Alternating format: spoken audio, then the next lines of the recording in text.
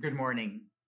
In Revelation 14, three flying angels deliver their faith building messages to inform us that while the dragon and his two beasts, Satan, the Antichrist, and the false prophet, while they've been taking over the world and demanding that every person worship the Antichrist or die, God has also been working in his kingdom. The gospel of Jesus Christ has continued to be proclaimed, and multitudes have been saved from their sin and brought in to God's eternal family. Furthermore, when things crescendo to a climax, Jesus Christ will return to earth. And when he does, he will destroy Babylon, Satan's kingdom, and he will condemn him and all those who worshiped the Antichrist into hell forever. Yes, in the end, God still reigns supreme and sovereign over all. Then, after the three angels' messages, John reminds us that while the events of the tribulation unfold, life will be challenging. So, God issues a call to all Christians. Here it is. This calls for patient endurance on the part of the people of God who keep his commands and remain faithful to Jesus. Patient endurance. That word patient means long suffering, as in willing to suffer a long time. Patient, willing to wait for God and his perfect timing. Enduring difficulties, not demanding that God bring them to a quick resolve. We can ask, but we're never to demand. Think about the Great Tribulation. It will last 7 years, and it'll be so horrific for those who are alive during that time that they will long for God to bring it all to an end. And he will, but in time. Until he does, they have to wait and be patient and suffer long. I don't like to suffer at all. And if I get a headache, I drink water because I may be dehydrated, and then I take a Tylenol. I want relief. We're generally like that, aren't we? And yet, in life, God often calls us to endure difficulties. Why?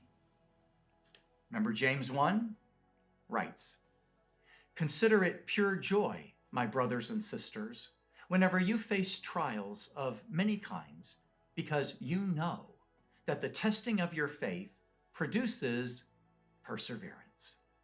Let perseverance finish its work so that you may be mature and complete, not lacking anything." So, having to patiently endure does a work within us that's good for bringing us to maturity and completeness. Now, when I hear that, it reminds me to not complain when things are difficult, because even in difficulties, God is working in me, in you, and it's a good work. If we cooperate with God, he uses it to bring us to spiritual maturity.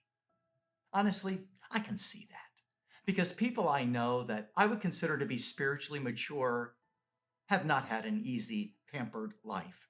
Rather, they testify of difficulties and yet God's sustaining grace for them. John writes that the call for patient endurance is expressed through our obedience to his commands and our growing faith and trust in Jesus. So we don't endure begrudgingly.